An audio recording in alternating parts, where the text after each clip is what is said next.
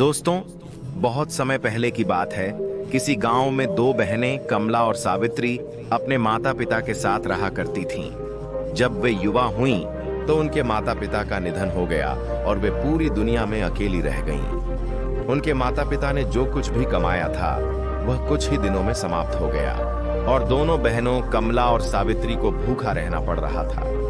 गांव के लोग कभी उन पर दया करके चावल, आटा और दाल दे दिया करते थे। कभी कभी वे अपने माता पिता की छोड़ी हुई जमीन पर खेती करके अपना पेट भर लिया करती थीं। दोस्तों, एक दिन उस गांव में संतों का एक बड़ा सा समूह आ गया। उस समूह में कुछ महिला साधु भी थीं। बड़ी बहन कमला ने उन्हें देखा तो उसके मन में वैराग्य की भावना पैदा हो गई। उसने संसार के मोह को त्यागने का फैसला किया। उसने सोचा कि भूखों मरने से अच्छा है कि भगवान की शरण में जाकर पूजा पाठ और भजन में अपनी जिंदगी बिताई जाए। जब उसने यह बात अपनी छोटी बहन सावित्री को बताई, तो वह रोने लगी, कहने लगी, नहीं दीदी, ऐसा मत सोचो। अगर तुम भी चली गई तो मैं बिल्कुल अकेली रह जाऊंगी।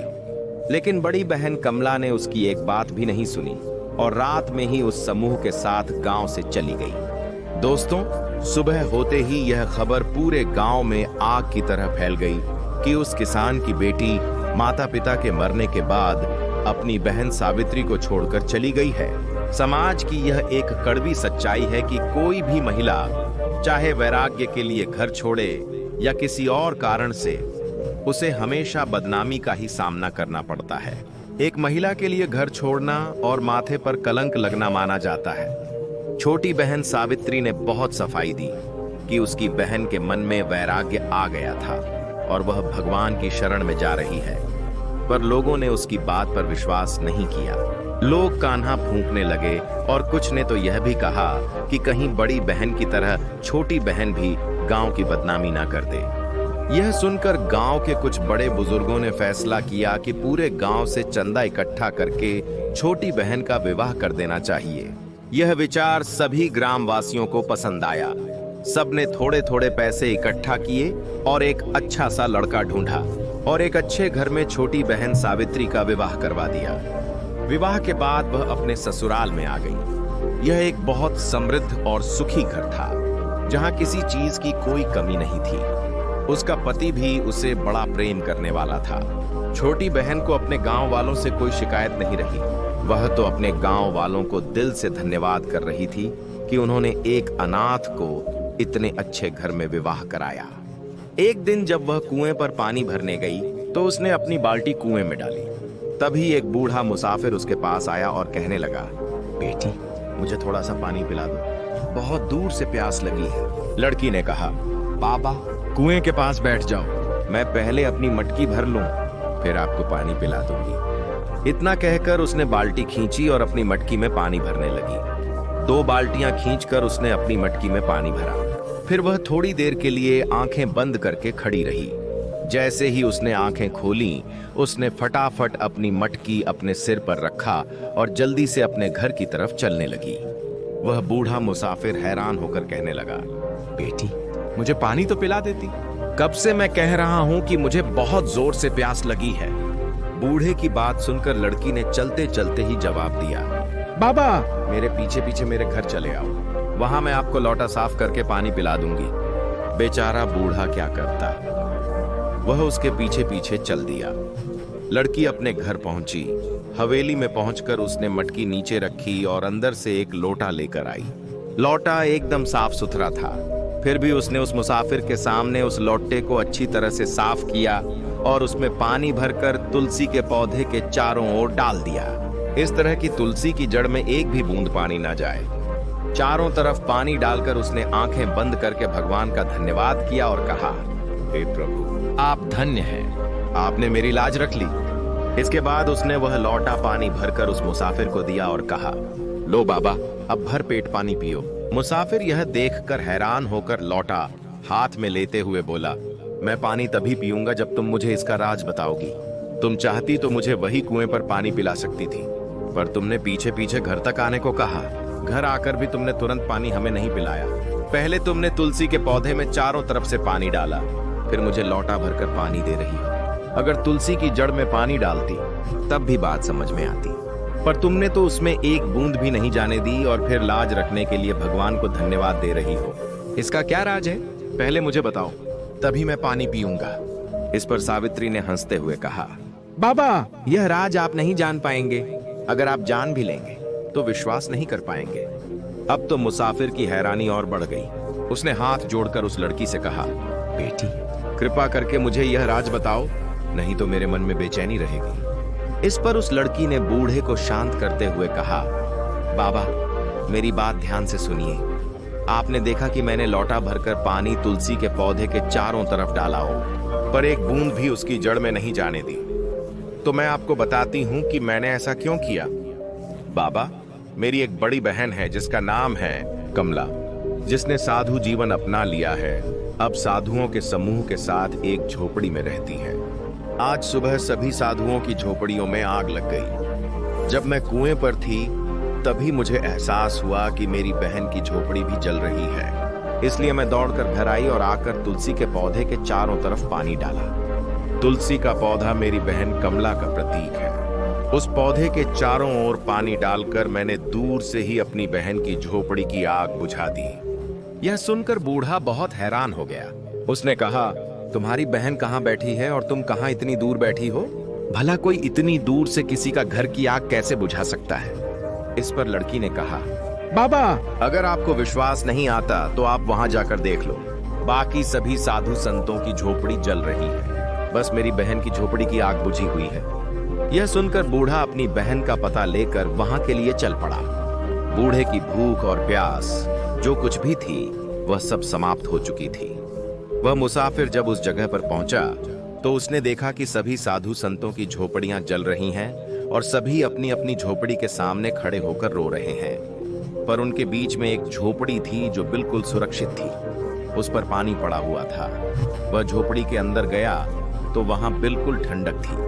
आग की गर्मी का कोई जलन महसूस नहीं हो रही थी। उसने देखा कि झोपड़ी के अंदर एक लड़की बिल्कुल शांत भाव से बैठी हुई ध्यान मुद्रा में भगवान का नाम जाप कर रही है।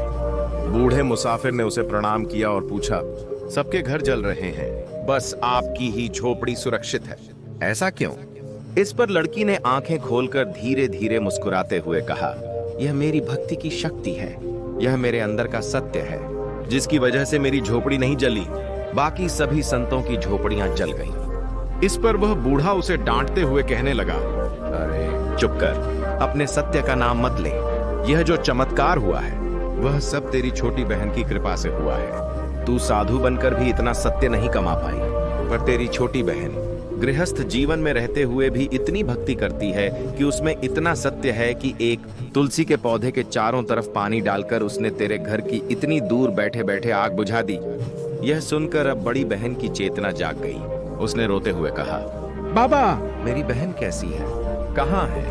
क्या आपको पता है वह कहाँ रहती है? अगर आपको पता है तो कृपा करके मुझे एक बार उससे मिलवा दीजिए।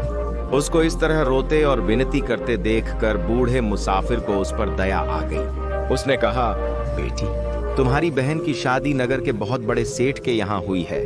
वह वहाँ रानी बनकर रह रही है। उसके जीवन में किसी तरह की कोई कमी नहीं है।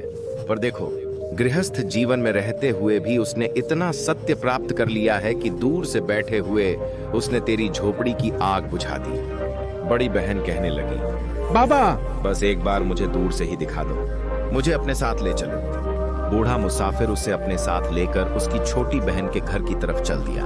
वह हवेली के दरवाजे पर खड़ा होकर कहने लगा, यह तेरी छोटी बहन का घर है, मैंने तुझे उसके घर पहुंचा दिया।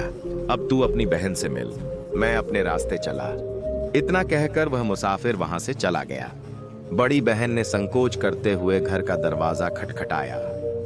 छोटी बहन ने आकर जैसे ही दरवाजा खोला, अपनी बड़ी बहन को देखकर उसकी आंखों में आंसू आ गए। जैसे ही बड़ी बहन घर के अंदर कदम रखने की कोशिश करने लगी, छोटी बहन ने हाथ के इशारे से उसे वहीं रोक दिया।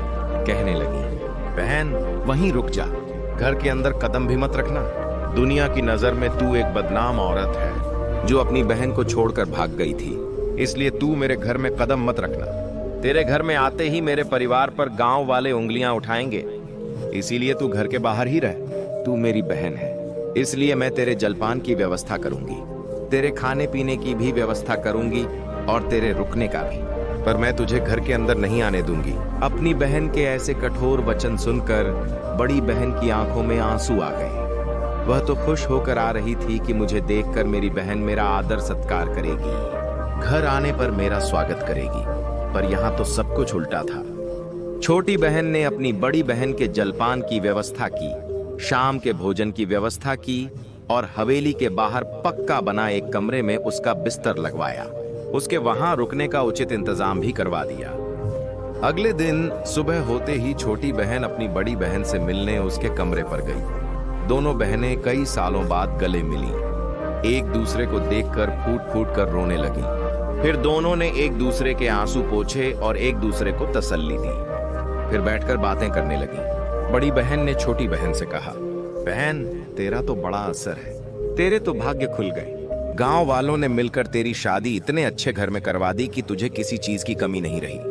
और मैं एक सन्यासी बनकर जगह जगह भटक रही हूँ, पर मेरे मन को सुख शांति नहीं है। इस पर छोटी बहन ने कहा, बहन, समस्याओं से भागकर सन्यास ले लेना कोई हल नहीं है। जो हालात हमारे जीवन में आते हैं उनका डटकर मुकाबला करना चाहिए। यह सुनकर बड़ी बहन ने अपनी छोटी बहन के हाथ अपने हाथ में ले लिए और विनती करते हुए कहने लगी, बहन, तुम्हें तो इस घर में बहुत सुख है, मेरी भी किसी एक व्यक्ति से शादी करवा दो, मैं भी गृहस्थ जीवन व्यतीत करना चाहती हूँ। इस पर छोटी बहन ने कहा, ठीक है बहन, बहुत देर हो गई है, मैं अभी घर जाती हूँ, कल मैं फिर आपसे मिलने आऊंगी और तभी तेरे विवाह की बात भी करूंगी। इसके बाद छोटी बहन अपने घर चली गई। अगले दिन सुबह सुबह वह अपनी बहन के पास पहुंची। उसके हाथ में एक वरमाला थी। उसने उस वरमाला को एक थाल में रखा और ऊपर से एक रेशमी कपड़े से ढक दिया। फिर उसने अपनी बहन को नहला धुलाकर अच्छे से श्रृंगार किया। दुल्हन के जोड़े में सजी धजी बहन जब खुद को शीशे में देखती तो खुद ही शर्माने लगती। उसने अपनी बहन से पूछा, बहन, अब मुझे क्या करना है? छोटी बहन उसे नगर के बाहर ले गई और कहने लगी, बहन, इस नगर के 4 दरवाजे हैं, तू अपनी मर्जी से एक दरवाजा चुन और उस रास्ते से नगर में चली जा। रास्ते में जो भी तुझे पहला व्यक्ति मिले उसी के गले में यह वरमाला डाल देना, वही तेरा पति होगा। अपनी बहन की बात सुनकर बड़ी बहन हाथ में वरमाला लेकर एक दरवाजा चुनकर उस दरवाजे के अंदर चली गई। अभी वह कुछ दूर ही पहुंची थी कि उसे रास्ते में एक कोढ़ी कुष्ठ रोगी बैठा हुआ दिखाई दिया। उसे देखकर उसका हृदय डगमगा गया। उसने सोचा, हाय, यह मेरा कैसा दुर्भाग्य है। मेरी छोटी बहन ने कहा था कि पहले मिलने वाले व्यक्ति के गले में ही वरमाला डाल दो, पर यह तो एक कौड़ी है। क्या इसके गले में मैं माला डाल दूं? क्या मैं ऐसी दयनीय जिंदगी जी पाऊंगी इसके साथ? वह लौटकर वापस जाने ही वाली थी कि तभी उसके भीतर से एक आवाज गूंजी, सत्य और वचन का पालन करना ही सबसे बड़ा धर्म है। यदि तू अपने वचन से पलटी तो तेरे जीवन में कभी सुख नहीं आएगा। उसने गहरी सांस ली और आंखें बंद करके हिम्मत जुटाई। वह धीरे धीरे उस कोढ़ी के पास गई और उसके गले में वरमाला डाल दी। वरमाला डालते ही पूरा नगर गूंज उठा। आकाश से पुष्पों की वर्षा होने लगी, घंटियों की ध्वनि सुनाई देने लगी। क्षण भर में वह कोढ़ी दिव्य रूप धारण करके देव स्वरूप में खड़ा हो गया। उसकी कांति से पूरा नगर आलोकित हो उठा। उस देव ने मुस्कुराकर कहा, तूने अपने वचन का पालन किया, तूने दया, प्रेम और सत्य को चुना, इसलिए आज तुझे मैं स्वयं वर के रूप में प्राप्त हुआ हूँ। यह सब तेरी छोटी बहन की भक्ति और तेरे सत्य के कारण संभव हुआ है। अब तू मेरी अर्धांगिनी होकर सदा मेरे साथ रहेगी। यह देखकर नगरवासी स्तब्ध रह गए। छोटी बहन भी दौड़ती हुई वहां पहुंची। उसने उस दृश्य को देखा तो उसकी आंखों से आंसू बहने लगे। उसने उस देव को प्रणाम किया और अपनी बहन कमला को गले लगा लिया। बड़ी बहन ने कहा, छोटी बहन, आज मुझे समझ में आया कि गृहस्थ जीवन में रहते हुए भी सच्ची भक्ति और सत्य का पालन करना कितना महान है। तूने ही मुझे यह राह दिखाई। तेरे ही कारण मुझे देव स्वरूप पति मिले हैं। उस देव ने दोनों बहनों को आशीर्वाद दिया और कहा, तुम दोनों बहनें सदा धर्म और भक्ति का आदर्श बनी रहो। संसार को यह सीख दो कि सत्य, वचन और भक्ति से असंभव भी संभव हो सकता है। दोस्तों, इस कहानी से हमें 4 बातें सीखने को मिलती हैं। सबसे पहली बात, समस्याओं से भागना समाधान नहीं है, उनका डटकर सामना करना ही सच्चा साहस है। दूसरी बात, सत्य और वचन की शक्ति अपार है। जो अपने वचन पर अडिग रहता है, ईश्वर उसकी रक्षा करते हैं। तीसरी बात, भक्ति केवल सन्यास में नहीं बल्कि गृहस्थ जीवन में भी संभव है। सच्चा प्रेम और श्रद्धा कहीं भी दिव्यता ला सकता है।